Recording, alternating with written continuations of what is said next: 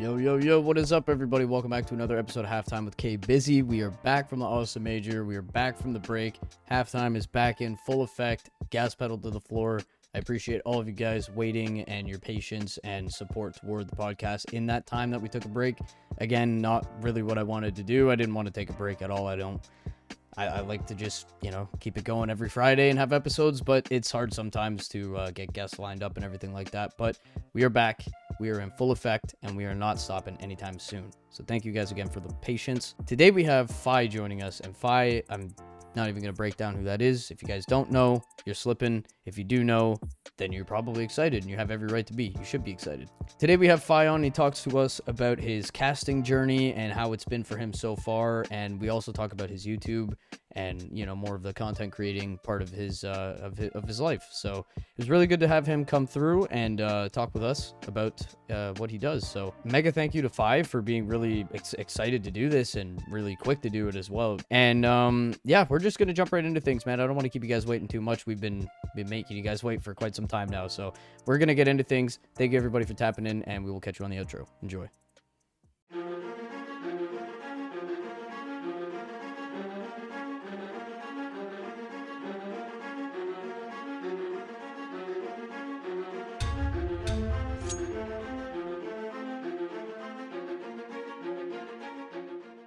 Hello. How's it going, man? It's been going all right. I got some bagels. I'm living in Dallas right now.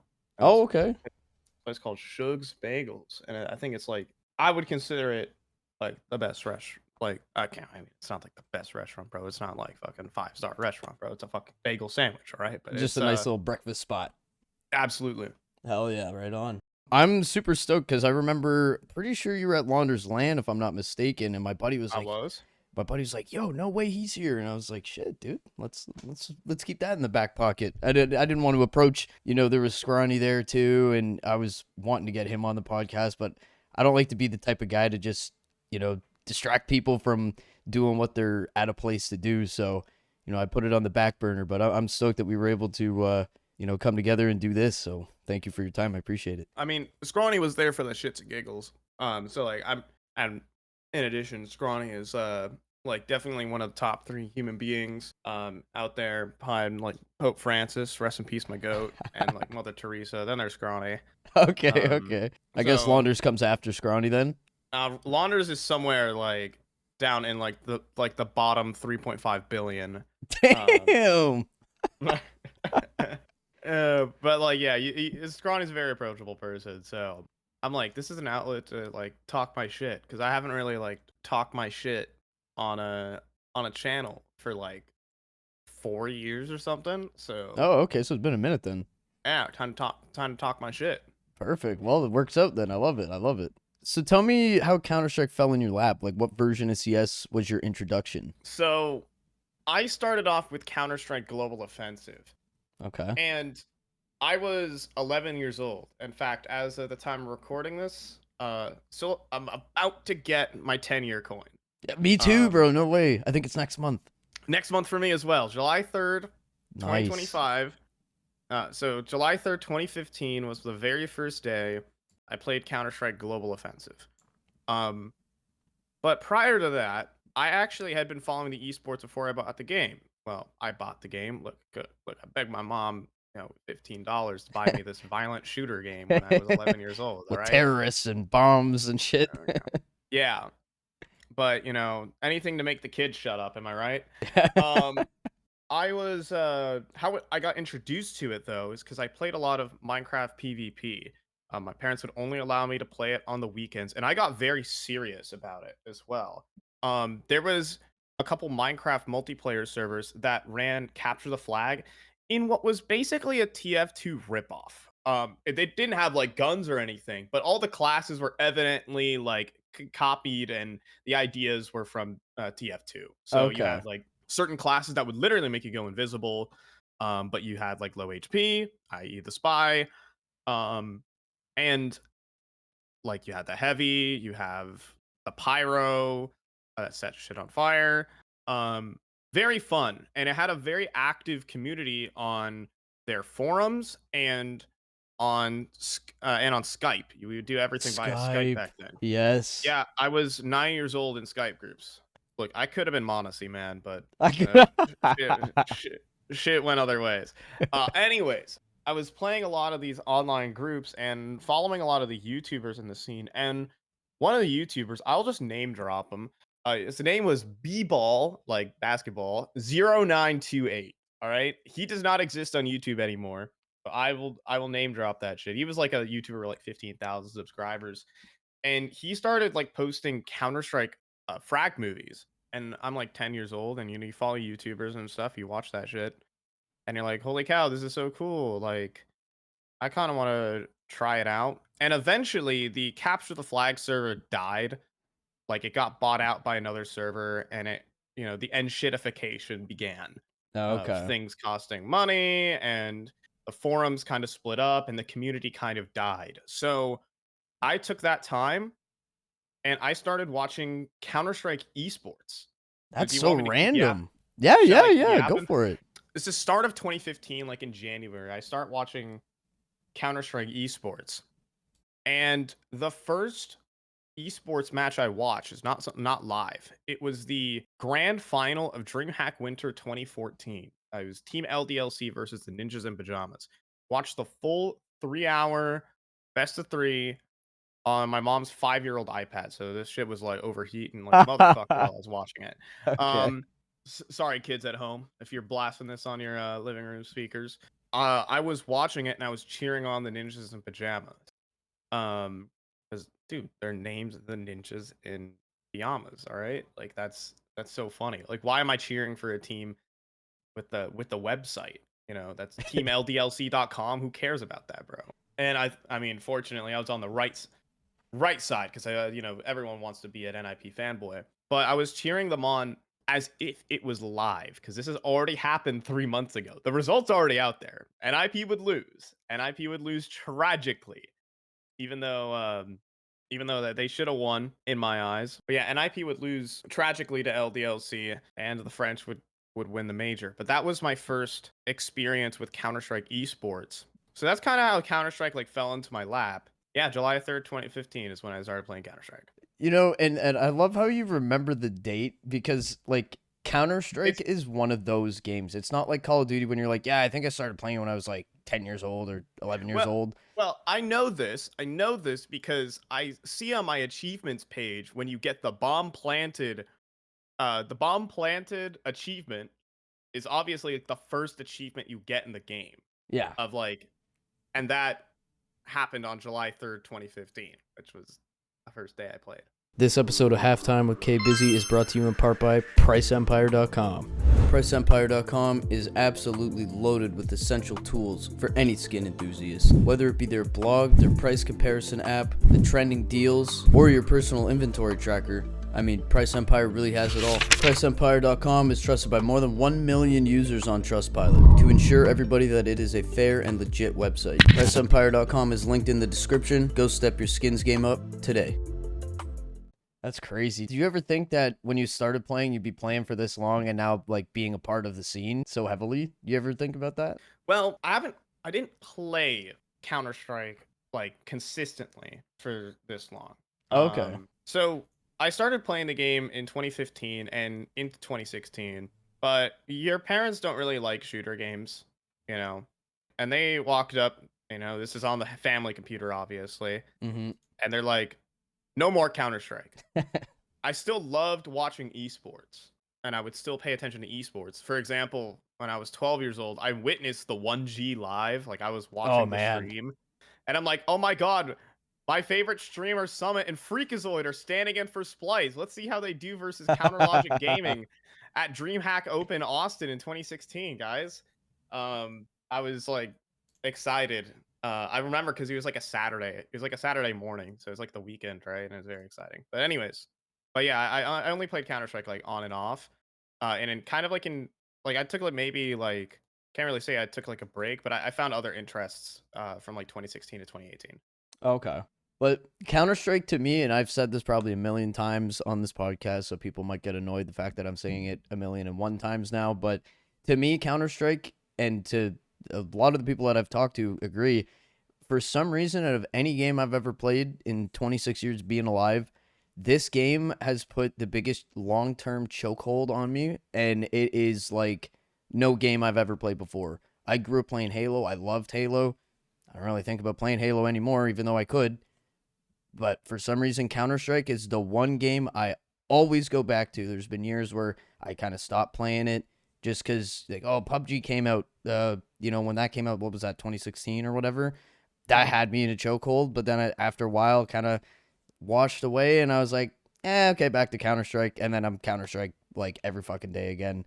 I don't know what it is. I think it's just like the core like gameplay is just a simple, it's like cops and robbers with a bomb, and it's just so simple, but there's so many different possibilities and rounds, and there's always stuff that you'll do that you've never done before that feels great, like holy shit, I just hit this random no scope collad or something.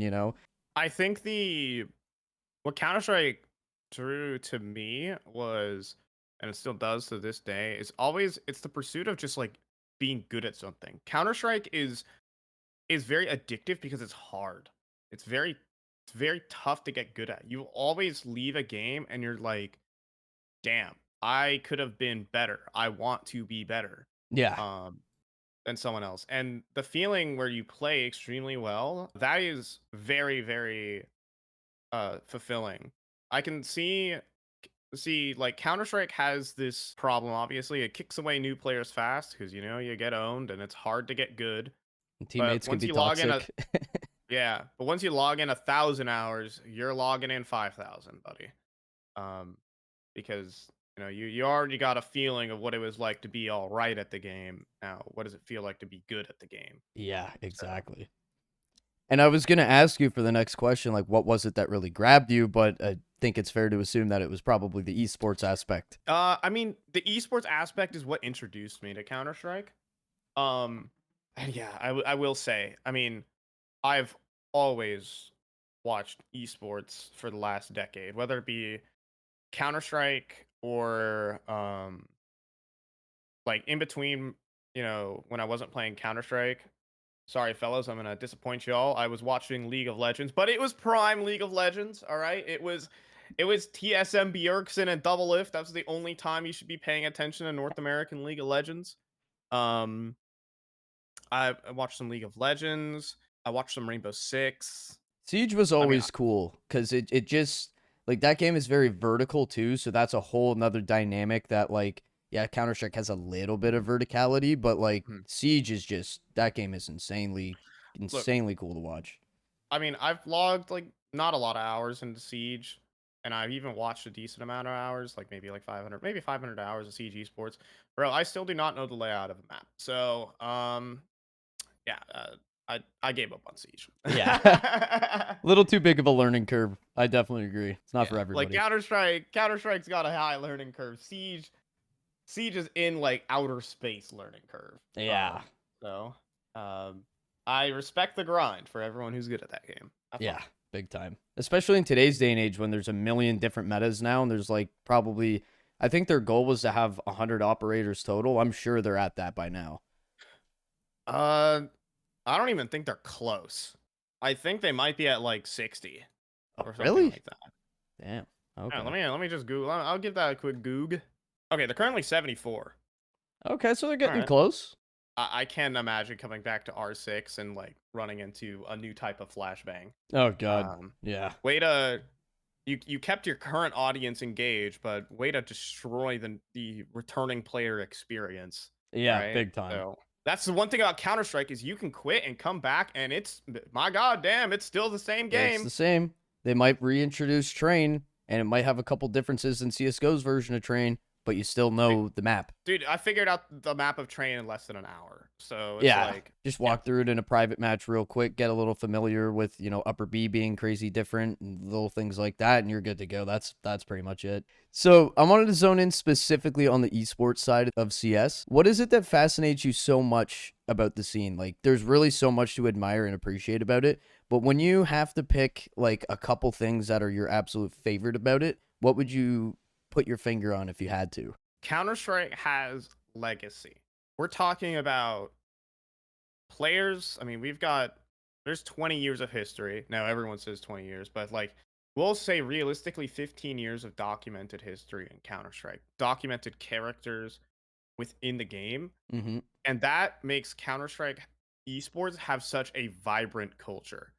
Everyone has got their opinions, they've got their favorite players, favorite play styles, favorite eras. There's so many discussions you can have about Counter-Strike that other esports are trying to manufacture, but there's one thing you can't do, and you can't just like make legacy happen No. within 5 years of an esport. And um no other esport has it compared to Counter-Strike. All these other esports, I mean, besides, I mean, League, of course, is the one of them. Excuse me.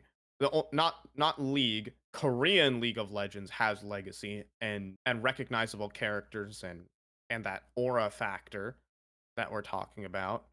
But North American League of Legends isn't even North American League of Legends anymore.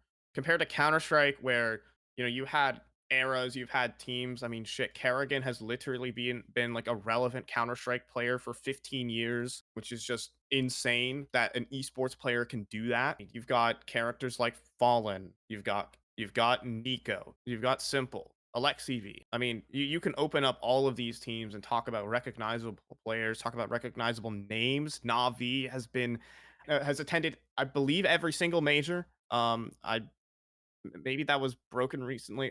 I think the record was they attended every single major playoffs except when they missed Shanghai. Navi has attended every single major.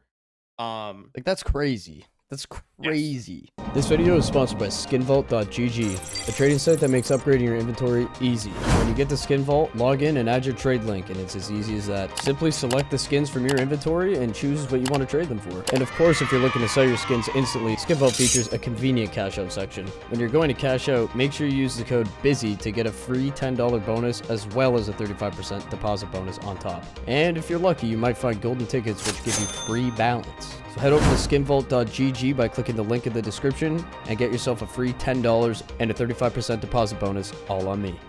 And I think Not the development of like I don't know, when you look at old, like I was never around, like CS:GO was my first issue of Counter-Strike that I ever played as well. So when I was watching CS:GO, like I started getting in, that's when they would have the on the main menu there, the stream, and you could watch it and they'd have in-game drops and everyone would be typing drop in the chat and all that. But I would watch those and I would like that piqued my interest. I think that was around 2016. yeah. And then I would watch like, oh, this is kind of cool. Let's see about the history. And I'd watch like 1.6 lands and stuff like that. And I'm like, dude, we've come a long fucking way. And then to see the development of like the broadcasts and sorry, the evolution, I should say, of the broadcasts and bringing it to arenas and all of the effects and like the flames that shoot out on stage, like it's badass. The players have gotten. I mean, look at guys like Donk, Monacy. Like these are young bucks and they're just dominating. They're The dominating. storylines. It's crazy. uh the storylines, alongside legacy legacy and storylines are basically one and the same. With legacy, you create this idea of, rookies and young guns and stuff like that. Like, bro, when your esport is 5 years old, I'm talking about the V word, bro, everyone's a fucking rookie. Nobody gives a shit. All Mm-hmm. right. That's the one thing I dislike about Valorant is that they try to manufacture legacy and they don't have any. Um, but yeah, like we can talk about rookies like the way we do here in Counter Strike. There's so many different stories, player trajectories, underdogs coming up from out of the woodwork, underrated players, overrated players, Mm-hmm. like Counter Strike's got all that culture. I mean, not to say it's the finest place on earth, but HLTV forums kind of not the match pages. Match pages are the actual sewer, but like see the HLTV forums, and yeah, there are people arguing, but they're arguing about the Counter-Strike culture. Small tangent. I talk with my roommate. He's a social media manager. He's been watching Counter-Strike for like same amount of time I have. And I walk down like every morning or like during my lunch break and stuff, and me and him just talk about Counter-Strike ball for like an hour. Like imagine talking about you can talk about esports ball with Counter-Strike. So like talk about all these games and storylines and historical tournaments. Like we talked about like E-League the other day. But anyways, legacy storylines. That's the abbreviated answer right there. Yeah, and the roots, I mean, they just run so deep. It's really a beautiful thing for sure. When would you say that you started to gain like an interest in wanting to become a commentator and start casting matches? Because that's like a pretty daring, to be the voice of a match. Like I feel like to me when I think about it, it's like it's a daring task to bring on. Like what made you kind of gain an interest toward that and go, oh, I'm gonna try to go at that and see if I can do this. Ego. Okay. I'm just kidding. Um, well, I say I'm just kidding. A little bit of that. But um, so I got back into Counter Strike. I will tell you how I got back into Counter Strike. By the way, so I was saying that went on a break. But in high school, all of the fun websites were blocked on the internet. So like Twitch, YouTube, Yeah. you couldn't watch like you couldn't really do anything like fun. You had your student portal, your homework, and you did that. Except for a mysterious website that's not really on every blocker's radar, hltv.org. Oh baby. I was very active on HLTV. I would pay attention to all the games, the scene, the tier 2 circuit. I'd be watching ESL Pro League after school in North America. Um, it became a hobby again because it's something I could do when I'm slacking off during class. Don't worry, fellas, I got good grades. Don't worry. Um, sorry, mom. But I got back into Counter Strike and I was very active on the forums. I will say to this day, and you're not gonna like this, but I've got about 4,000 comments on my HLTV account. I don't use it anymore. Haven't used it in like 5 years, but in about a year, I was like making 20 forum posts a day.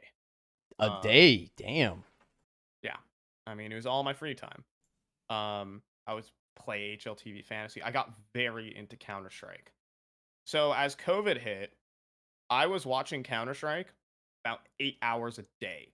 Sheesh. Because like you got nothing better to do, and all these like Blast Premier groups are happening. ESL Pro League, Road to Rio is happening. I was watching everything too. I was even watching all the tier 2 matches, like your Home Sweet Homes.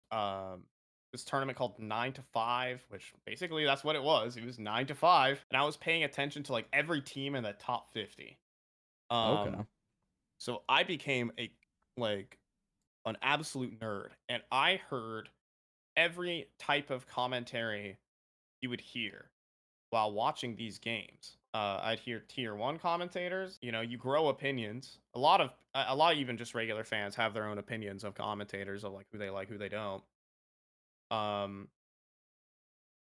would it be funny to say like which tier 1 commentator I didn't like when I first started casting? Because it's very funny because he's like my idol now.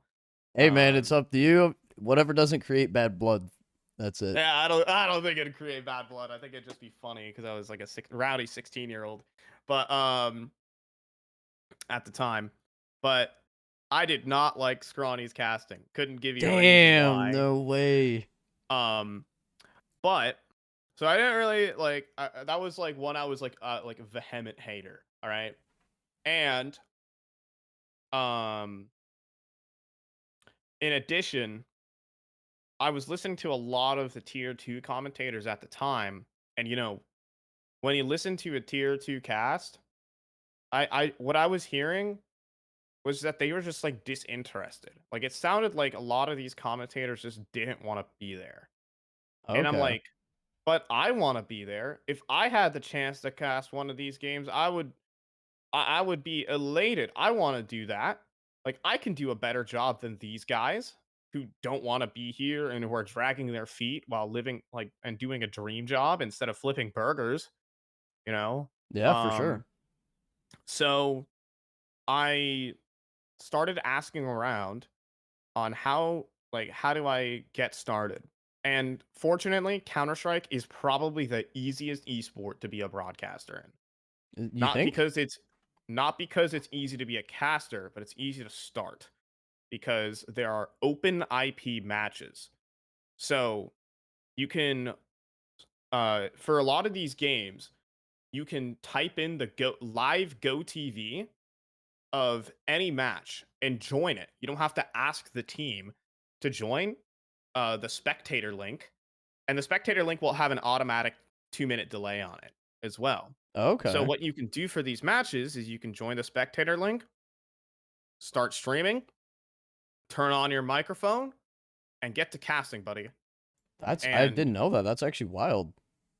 a lot of other esports, like I was like looking at Valorant, and Valorant, you have to get like the permission of teams and all these like tier 2 tournament organizers who have monopolies over the game to get into it. So you have to like know people to even like cast the lowest of the low. That's Um another Valorant L. Valorant L, for example. Um I mean, League of Legends has the same thing. And that's why I think Counter-Strike talent is so good, because it was so plentiful. Like anyone could give it a go. Um and anyone can start climbing the ladder if you're good and you put in work. But that's how I got started with it, was doing these open games. And I started casting locally here in North America, a lot of just like amateur league games, like ESEA main, ESEA advanced. And my kind of like quote unquote breakthrough were these North American ESEA Cash Cups. These were played between some of like the top tier 2 teams here in North America. And for some reason, nobody was broadcasting them. And I'm like, well, I can broadcast them. Like, I would love to. I would die to broadcast like some of the biggest orgs. You know, they had like, 10K followers on Twitter. If that one retweet there, and that's like my whole weekend made. Yeah, for sure. Um, Big exposure. yeah, exactly. So, one of the big things about commentating early as well is that you get what's called an HLTV stream key. It lets you list your stream on HLTV, and you have to be like a legit commentator to do it. I filled out a form and got one, and then so I would be commentating these games maybe 3 months into my commentary journey, and I'd be getting about like 500 concurrent viewers on some of these games. Dude, that's Um, massive.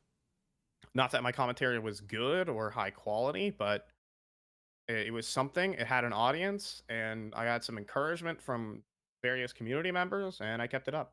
There you go. That's the stepping stone, you know? We're not all great at everything we do when we start, but it's the whole point of starting and then learning how to, get better and progress. Yep. That's it. I didn't know that they had that. Like, you pretty much just get thrown right into it once you get the stream key, and like to have 500 concurrent viewers is like that's 1,000 eyeballs watching you. That's crazy. Yeah. Yeah. It's I mean, it's not like I had a monopoly on it. Just I don't know why. I had a niche I mean, I saw a niche, I filled it, and I was off to the races. And the fact that nobody was really, like you said, nobody was covering that really. Like it was just a pretty much open platform, just like somebody come and do this, and just nobody was doing it. Because like because it was for free, right? I'm commentating these games for free and doing it for $0. A lot of like the already established commentators will say, I'm not going to be commentating for free. Yeah. And I would, and these days, I wouldn't do that either, unless I really wanted to grow like my Twitch channel or something. Mm-hmm. Um, so a lot of commentators want to uh save their voices for free because they don't want to. It's actually important to not be everywhere and on air 24/7. People got to be hungry for your voice. People don't want to get tired of you. Yeah, that's true.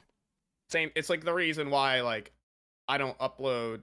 Like I could upload like 3 times a week and be a hey what's up guys YouTuber, but instead I hold on for like quality over quantity type of thing, right? Yeah, that's important for sure. And especially like for people that are like already established, like you were saying, if they're already getting paid, why would they want to go and do their same work and not get paid? They're just kind of volunteering. So I could Yep. get that aspect too. But that's awesome that it worked out for you that way because, here you are and you've got a pretty wicked record so far on on paper of the events that you've been commentating and stuff. Like you're building up a good looking resume here, and it's looks like it's going to be a very bright future for you. You're just getting started. It ain't bad. Not half bad, personally. Amazing. So speaking of which, please correct me if I'm wrong, because I know that sometimes Liquipedia is a little bit inaccurate. You know, in regards to your casting career, the first event Liquipedia says that you were a part of was IEM 16 Fall North America back in 2021. If that's true, how did it feel to land yourself your first massive gig like that? Anything with IEM on it is pretty huge.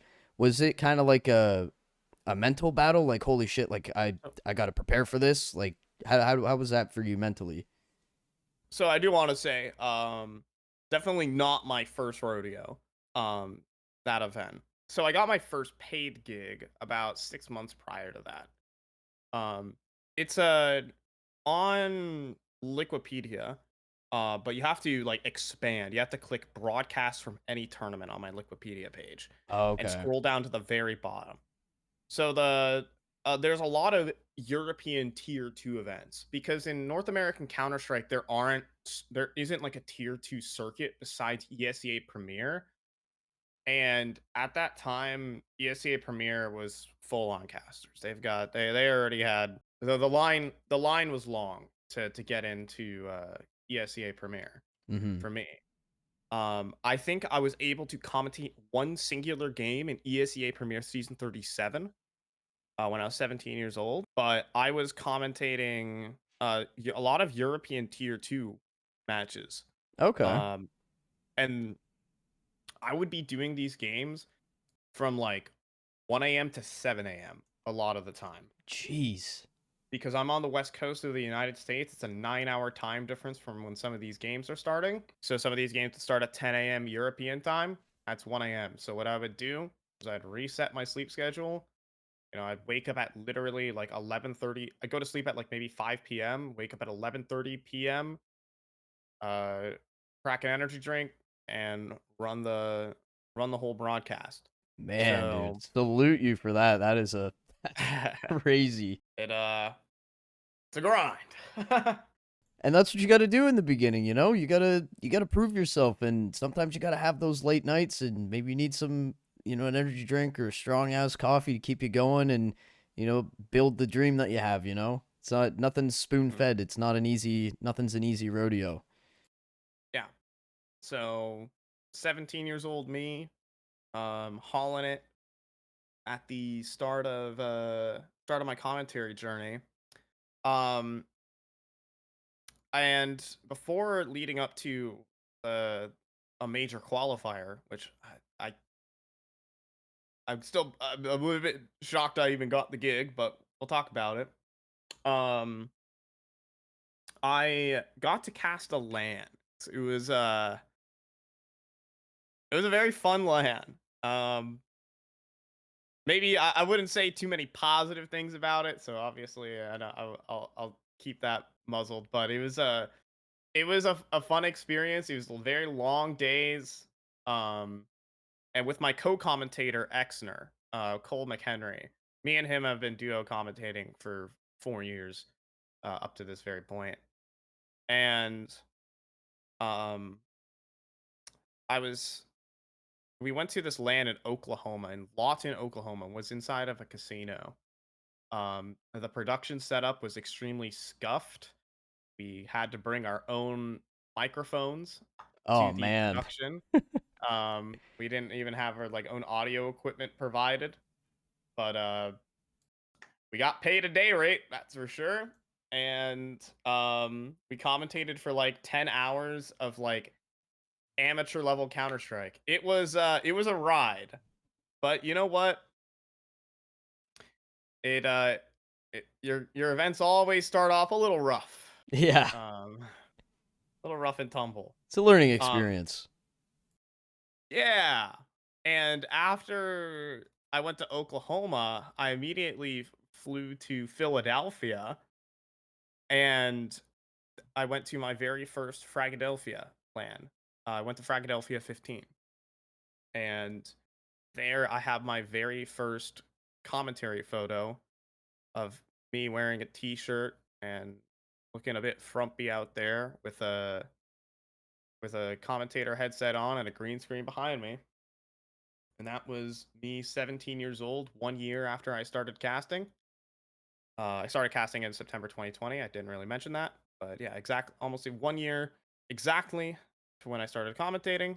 And then afterwards, I get a message in my Discord that says, "Hey, want to commentate the major qualifier?" Man. I'm like shuddering. Yeah, like me? I'm Did you like, guys mean to send that to me? Like you meant to do that? uh, and they indeed wanted me. I wasn't on like the primary streams, obviously. In fact, they were running 3 streams for these events. So we were on the C stream. We are at the bottom of the ladder, but You an were event is there. an event. I was Exactly. there. So, how did it feel? Yeah, it was my Super Bowl. Um, yeah. Do you feel like pressured in that moment? Like, cause that is a big, like, that's huge. That's a big thing to be a part of. Ooh. You kind of like block certain things out to try to stay focused. I mean, obviously, it's not to say that like. Of course, I'm nervous, but I'm not like uh overpowering because it's like it wasn't. You definitely feel a lot of pressure on land. Because when you're in the comforts of your own home, um, it feels a bit different. You know, I'd say everyone, like to a lot of people, that when you're on LAN and you put the headset on, that's when you're a real caster. Um, Suddenly you like unlock a little bit more, Okay. and like you have your mind races faster. You hear your own voice. You're with your own co-commentator. He's right next to you. The energy's so much different than it is online. Won't say that I wasn't nervous, and it definitely was. The pressure was definitely on, but Mm-hmm. um, I think I handle it well for the time. I don't think I was the best commentator at the time though. I did a decent job looking back on it, and I think I did great considering I was only a year into my career. Um, but I mean, damn, was that exciting? Oh my Yeah, god. I couldn't even imagine, man. Like that's a huge, huge feather in the cap. And now you're doing at the time of recording this, this is coming out after the Austin Major, but you were just at IEM Dallas, which is another like huge event. Every single year it's a banger. And you know, to know you've only been doing this for relatively short amount of time and you're already doing like you're doing crazy events. Like that's huge, man. It's super cool to see that. Yeah. I think the Dallas call up was a big deal. I think it comes off a lot of my recent stuff. Uh, you have to market yourself well, and um, yeah, being a content creator has been one of the biggest boons to my career as well. And that's not to say that I don't love being a content creator. Yeah, for sure. And that's a great way to market yourself. And I mean, you know, let's look at your past 8 months of being a content creator. When you filter your YouTube channel by popular, you know, 8 months ago, the longest match in modern Counter Strike history, 1.3 million views. The worst professional match of Counter Strike, maybe ever, 1 million views. Like some of these videos are doing so well. How do you like juggle both of these careers? YouTube takes a lot, and depending on if you're flying out to events and stuff like that, or even just, you know, doing multiple different events from your own home, streaming yourself, like that's a lot of work to have to juggle and, you know, different mindsets you got to be in for, okay, I'm working on YouTube video. Okay, now I got to go broadcast in front of, you know, hundreds to thousands of people. How do you kind of flip that switch and, you know, balance most of that? Because I can imagine it could be kind of challenging at times. So the very fortunate thing about commentary is that I've put in a ridiculous amount of live broadcast hours.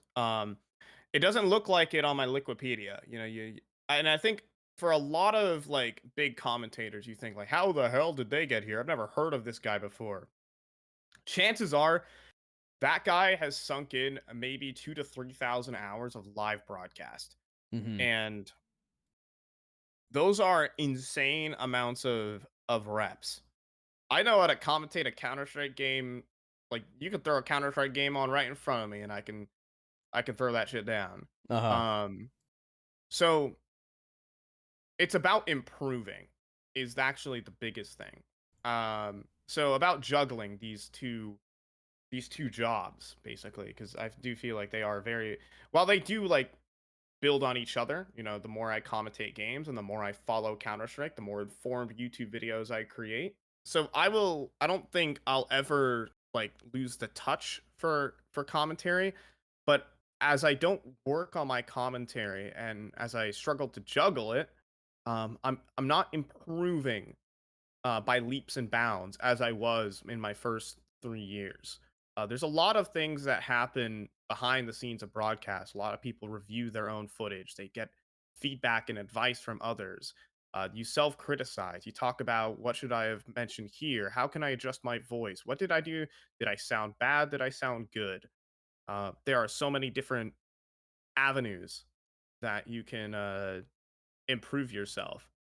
But as I've been a content creator lately, I haven't been working out is basically what I'd refer to it as. I haven't been going to the gym. I haven't been improving um that much. I but I still think my commentary level is solid. Um but that's the issue with being a comment. I don't think the time on broadcast and me watching games affects how I make content. In fact, I think it improves it. Just I feel like the hard admission to make is that I haven't been improving all that much, and after Dallas, the fire's been lit underneath my ass. I really do want to improve and become good at this. Yeah, and I've always admired like casters or any type of desk analyst or any type of broadcast talent, period, because it's like it's one of those things that like you can't really just kick your feet up. And I'm not saying that you're doing that. I'm just saying like you always have to be on the ball, and like I feel like you always have to be like, okay, what can I do differently?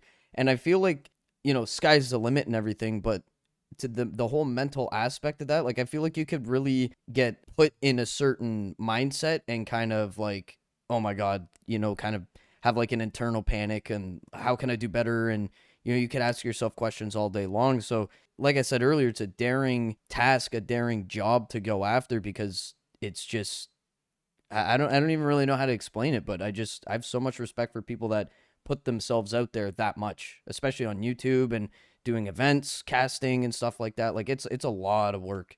I do remember the adrenaline rush of when I was young, 16, 17 years old, and really caring a lot about the view count of my game and how many people were watching and using that as a metric for like my success.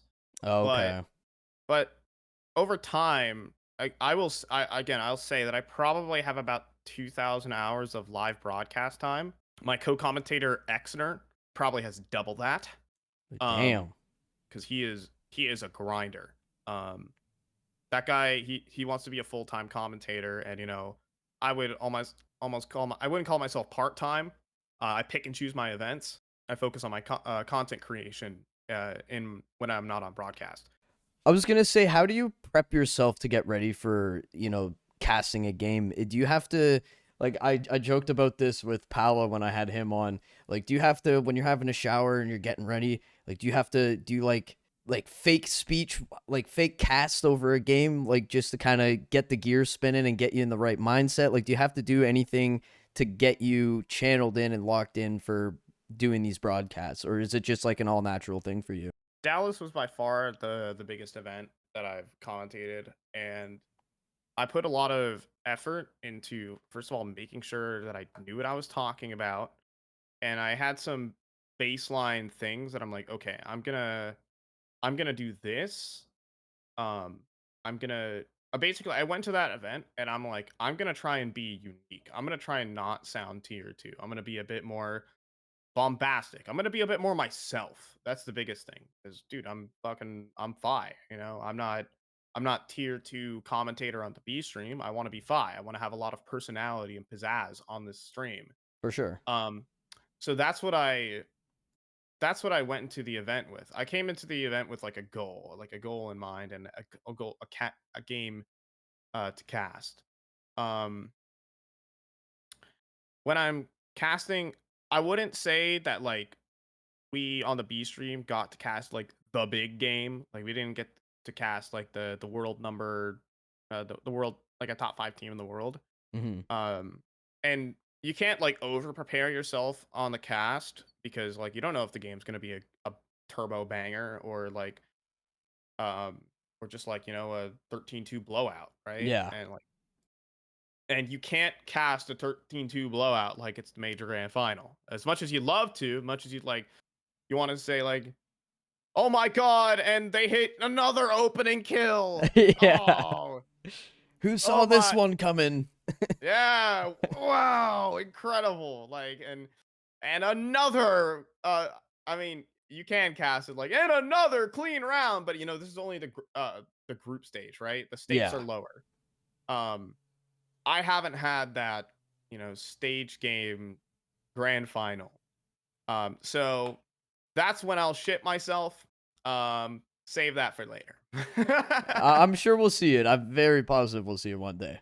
I hope so. It'll be some years now, but one day.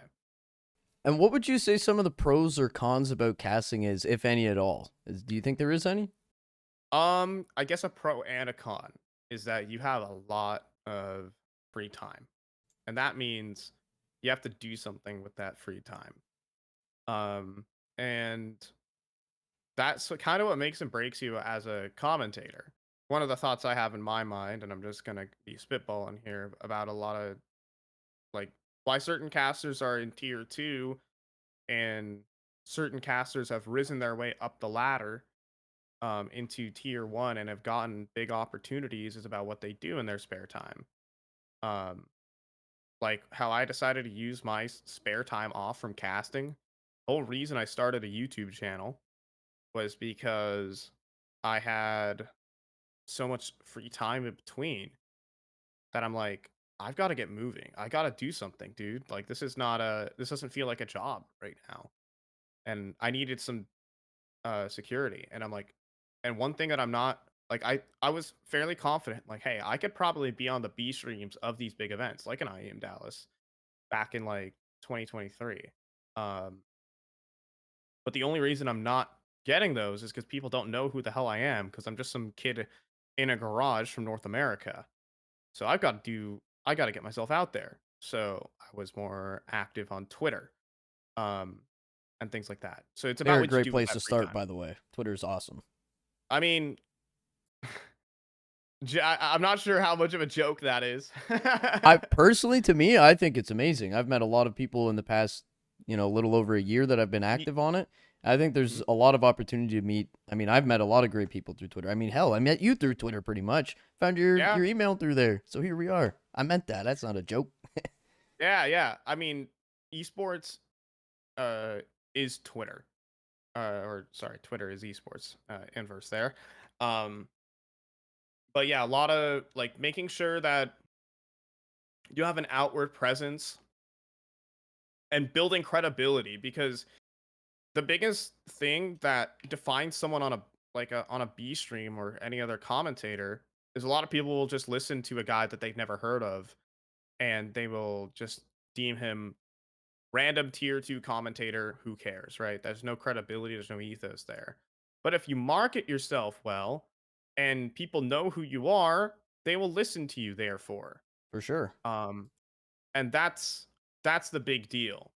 So that's just it's about what you do in your free time, basically. It's all marketing. There might be some great commentators in tier 2, but you gotta get yourself out there. For sure. And I mean, when you look at a guy like Anders, absolute legend, very, very nice dude. We had him on the podcast too. And he was talking about how, things were looking financially scary. And for some reason, the voice of Counter Strike esports wasn't getting any events.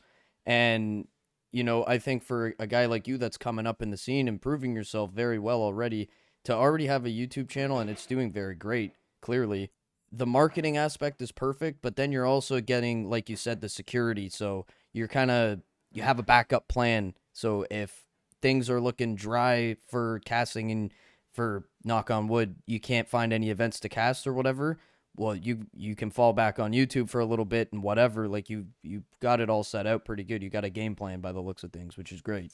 Yeah, I'll just say that YouTube has been my life for the last 8 months. You know, you don't just get a video with 1 million views and say, I don't really want this to be my job. Yeah. And by the way, I said that I started my content creation journey in 2023, like April of 2023, but I only started uploading on my channel really 8 months ago. Oh, so you've had it for a Um, while, but just not been too active on it. Incorrect. I have 2 YouTube channels. Two, okay. Have you ever heard of PHY Yu-Gi-Oh? I'm not a Yu-Gi-Oh guy. I was not aware of this. No, but okay. Well, tell me about it. Let's hear it. That's my hobby on the side. Is I love playing Yu-Gi-Oh, and Yu-Gi-Oh in my eyes was like is like Counter-Strike in a lot of ways. Um, where you gotta it's a game that keeps bringing me back in the way that, like, dang, I can improve. I want to get better. I want to win tournaments, things like that. So I was a very heavy competitive Yu-Gi-Oh player, and one thing I noticed in the Yu-Gi-Oh space is that no one in the scene. There's so many stories that goes around the scene. There's so much hearsay about, like, all these stories that happen, these crazy tournament wins, and all these like all this culture that just hasn't been documented, right? Everyone talks about it. Um, like mythic myths and legends. Um, so I'm like, well, why don't I document them? So I did. I documented I have a couple videos on the channel. Um and a lot of these story time videos that documented a lot of incredible moments did extremely well. I have one video at 250K views, one video at 644K views, and one video with 1.1 million views. That's So massive. so I took that success and I'm like, again, I need to market myself. And Counter-Strike has, I was saying earlier, the same beautiful culture. And a lot of the people who document this culture have left the scene or have stopped or have turned to sensationalism instead. And so I went back and I'm like, how about I document some of these awesome moments? And so 5CS2 is born. Oh, that's beautiful. I didn't know you had like. It's so cool to hear about all the different little avenues that people have going on, and like I think that's just super important. Like the more you focus on just one thing, I feel like that could potentially make things worse one day. If let's say, like if I'm doing only podcasts and podcast isn't working, I kind of just set myself for failure. It's so important to have a Exactly. backup plan. It's so important. Yep. And it sounds like you're going about it a great way, so it's awesome to hear. But I don't want to ever hear you leaving the casting scene. So I hope Uh, that's I not in I the cards. I haven't. My work is not done yet. All right. Here, you wanna quote for Twitter? I will not give up until I cast a motherfucking major. Oh, Um. that's the one. So yeah. Uh. I will not give up until I cast a motherfucking major. So Beauty. So, what are your goals for the future of your career? I'm assuming obviously a major would be in there. Do you have like a bucket list full of stuff that you're crossing off as you continue to go on in your career, or do you kind of just focus on like whatever's in front of you at the present moment? yeah. So right now, I mean, I love working as esports broadcast talent, and I would love to feature on the major. Like, I have one goal, and kind of like my purpose is to just kind of like be the Counter Strike evangelist, spread the good word of Counter Strike and esports, and make it lively. You know, add culture because that's what conventional sports have. Is they have culture, and that's what keeps bringing people back. Mm-hmm. And I always want to keep adding to the culture. I would want to casting a major playoffs would be my dream. Um, I can I can rest easy if I do that. Um, I mean, I'm not someone on YouTube who's like, I gotta hit these subscriber counts, but I see myself nearing 100,000 subscribers, and I'm Oh like, yeah. dang, I guess I'm a big boy now if that happens. Get that So plaque on the wall, baby. yeah, that's coming up, and um, that's pretty inevitable. That will happen. Um, but I mean, next stop is probably 500K after that. And I think, I mean, long term, we're talking like maybe 3, 4 years in the future. It might be me expanding into different esports as well. Okay. Um, maybe sooner. There's a couple of great stories that come from other esports as well. Shout outs Rocket League. That's another esport that has legacy.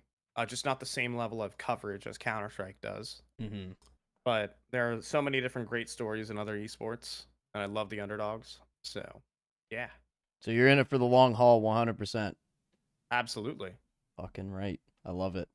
Well, that was pretty much everything, all the questions I have for you. So thank you so much for being a part of today's episode. I like to give the spotlight over to the guests. If there's anything that you'd like to plug or a message you want to put out there or whatever, anything that you have going on behind the scenes that you want to let the people know about, have at her. This is your chance.